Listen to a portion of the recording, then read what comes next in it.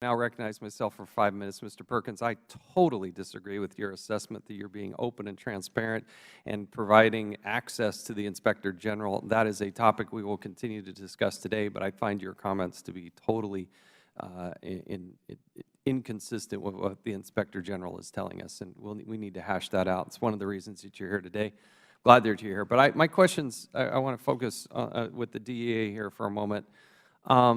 Do you have any questions, Administrator, as to the accuracy of the OIG report? You don't question the accuracy of the report, do you? I don't question the accuracy. So this included allegations and examples of DEA agents participating in so-called sex parties where local police were watching DEA equipment. It's included a, quote, loud party incidents involving what one would consider bad judgment, were allowing prostitutes and allowing those in close proximity with DEA agents to be actually in these agents' rooms and housing. You wouldn't then have a problem with this going away party that was involved the DEA assistant regional director at his residence.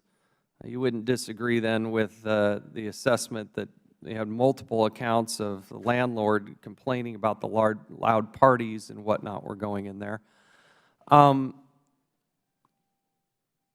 Is it wrong for prostitutes to be in government housing? Well, first of all, it's deplorable behavior by those agents. But is it a violation of policy? It's absolutely a violation of policy. Is it wrong to have a foreign national in close proximity to a DEA agent, close to their guns, personal effects, computer, smartphones? Does that pose any sort of security risk? Of course, it poses security risks, and that is why these are very serious allegations. Did you do any investigation as to the age of the women that were involved? Were they just simply there for entertainment? The investigation, although it's 10 years later, the investigation. You don't try to paint a picture that this is one incident 10 years ago. Okay, there's an incident, for instance, in July of 2009, for instance, where the DEA agent in Bogota was accused of physically assaulting a prostitute over a payment dispute.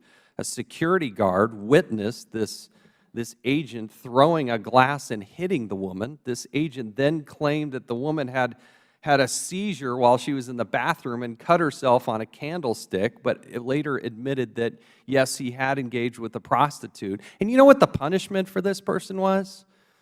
14 days unpaid leave. Go on vacation for 2 weeks. You can sit here and cry a pretty picture about how deplorable it is, but your actions suggest otherwise, because there was not the consequence that should have happened.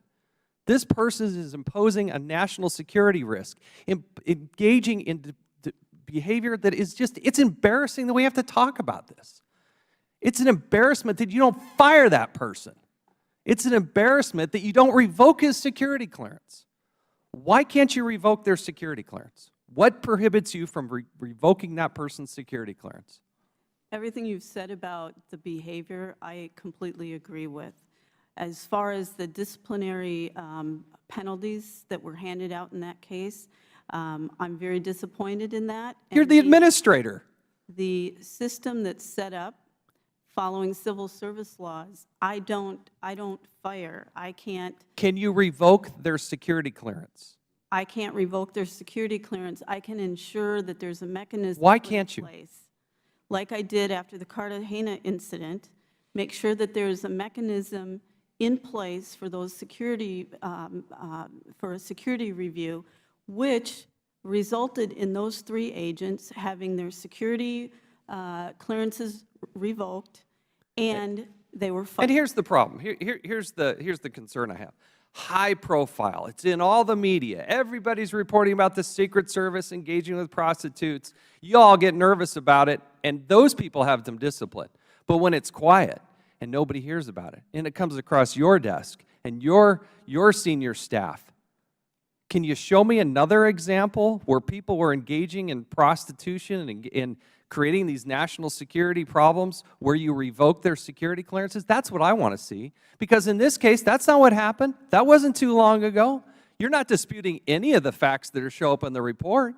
There's nothing that, is there a statute of limitations? Is there a limit that you can't reach further back?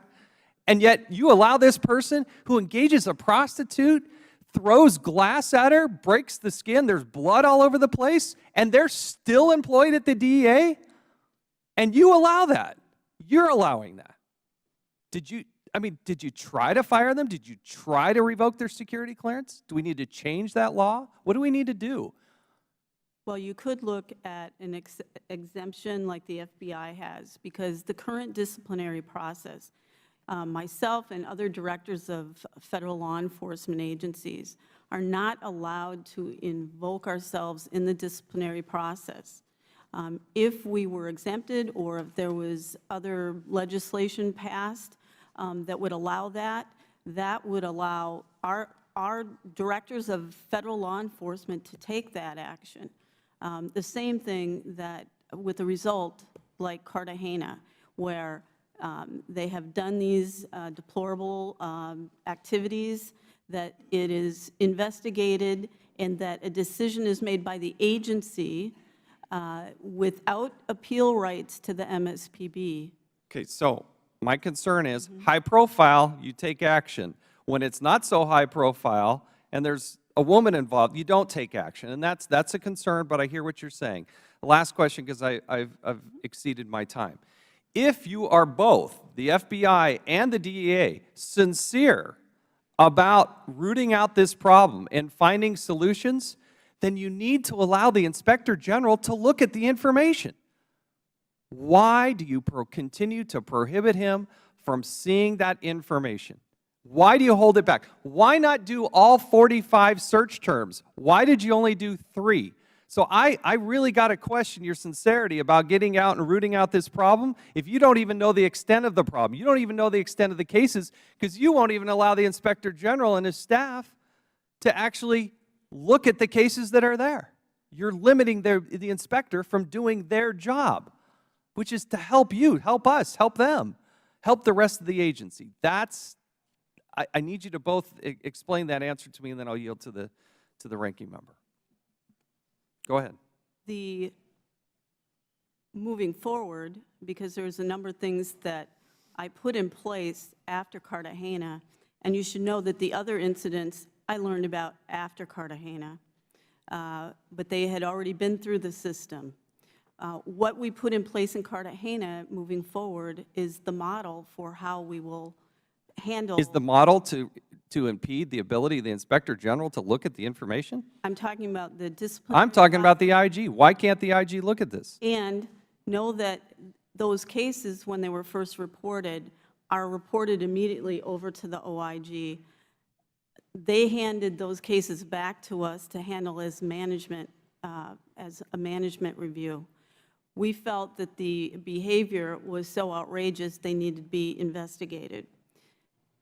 What we've put in place. But you went back and investigated him again and still came to the same conclusion that we would have came to some conclusion. My time is far exceeded, but you gave him 2 to 10 days paid leave. You put him on vacation. You didn't take the disciplinary action. I've got to yield to the gentleman from Maryland.